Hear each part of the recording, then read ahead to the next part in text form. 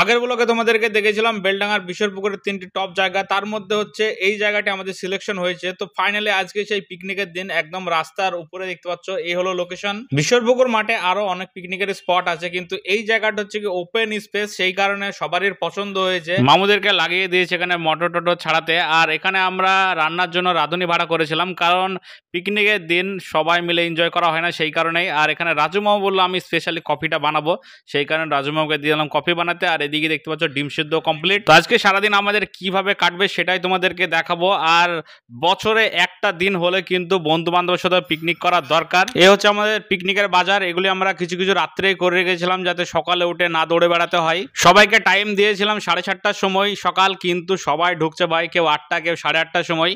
তো সবাই মিলে যখন হাজির হয়ে গিয়েছে সেই সময় আমাদের ব্রেকফাস্টও অলমোস্ট রেডি। আর এই দেখতে পাচ্ছ সকালবেলাকার ব্রেকফাস্টে আছে একটা কলা, ডিম, সন্দেশ, ভুজিয়া আর একটা করে কেক। তো সবাই মিলে বসে আরামসে রিল্যাক্সে কিন্তু দেখতেই পাচ্ছ খাওয়া দাওয়া শুরু করে দিয়েছে। সকাল সকাল গরম ডিম সিদ্ধ খেতেও কিন্তু দারুণ লাগছিল। খাবার শেষ হতে হতেই চলে আসলো মামুর সেই স্পেশাল কফি।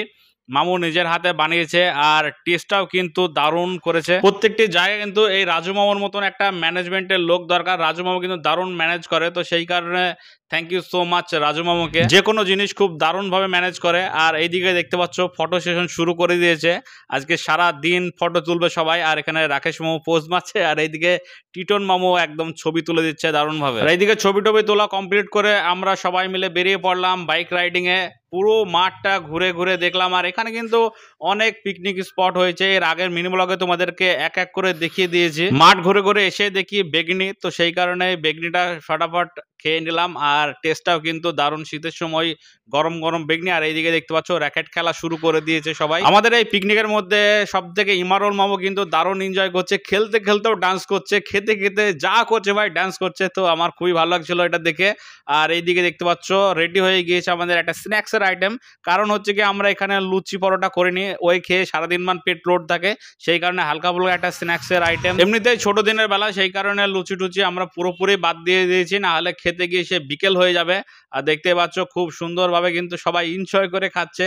আর এটাই তো আনন্দ ভাই, সবাই একসঙ্গে এইভাবে ফাঁকা মাঠে বসে খাবে। আর এইদিকে দেখতে পাচ্ছ মুন্না মামু আসবে। আমাদের এই পিকনিকে 2 ধরনের মাংস করা হয়েছে, একদিকে চিকেন একদিকে মটন, কারণ কিছুজন মটন খায় না, সেই কারণে তাদের জন্য স্পেশালি চিকেন করেছি। আর এইদিকে চাটনির জন্য দেখতে পাচ্ছ আম। আমাদের মেন মেনুতে ছিল ভাত, তো সেই কারণে ভাত এখনো রেডি হয়নি, অনেকটাই টাইম বাকি, সেই কারণে আমিও লেগে পড়লাম ব্যাডমিন্টন খেলা খেলতে। শীতের সময় এই ব্যাডমিন্টনটাই সব থেকে আমার কাছে বেস্ট মনে হয়েছিল, সেই কারণে আমি ব্যাডমিন্টনটা নিয়ে গিয়েছিলাম। আর তোমাদের কোন অ্যাক্টিভিটিটা সব থেকে ভালো লাগে শীতের সময় অবশ্যই কমেন্ট করে জানিও। আর এইদিকে এসে দেখি মামুরা মিলে সবাই মিলে এখানে লুডো খেলা শুরু করেছে। তো লুডো একটা ভালো খেলা বলতে পারো, এক জায়গায় বসে বসে। আর ওইদিকে দেখতে পাচ্ছ ব্যাডমিন্টন খেলছে ওরা। খেলতে খেলতে এইদিকে খাবারও রেডি হয়ে গেছে, তো সেই কারণে সবাই মিলে বসে পড়েছে খেতে। আর দেখতে পাচ্ছ এ হলো পিয়ারোল, একে একটু যদি নাড়া হয় একদম মুখটুক রেগে লাল হয়ে যায়। আর দেখতে পাচ্ছ রাজু মামু সেই কন্টিনিউয়াস একইভাবে কিন্তু আমাদেরকে সেবা দিয়ে যাচ্ছে। আমাদের এই পিকনিকের মধ্যে 2টো ডেঞ্জারাস লোক আছে, এই দেখো একটা, আর একটা তোমাদেরকে দেখাই, ওই দেখো দূরে বসে আছে জামা খুলে। দুজনেই কিন্তু 1.5 কেজি মাটন চিকেন শেষ করে দেওয়ার ক্ষমতা রাখে, তো তাদের একদম কম্পিটিশন রাখবো আমরা। লাস্টের দিকে টুটুল মামু দায়িত্ব নিল খাওয়ানোর। তো দেখতে পাচ্ছ ভাত, ডাল, আর এই দেখতে পাচ্ছ সবজি, এক হাঁড়ি সবজি ভাই। এটা ভাই 3 দিন ধরে পিকনিক করা হবে যা সবজি করেছে।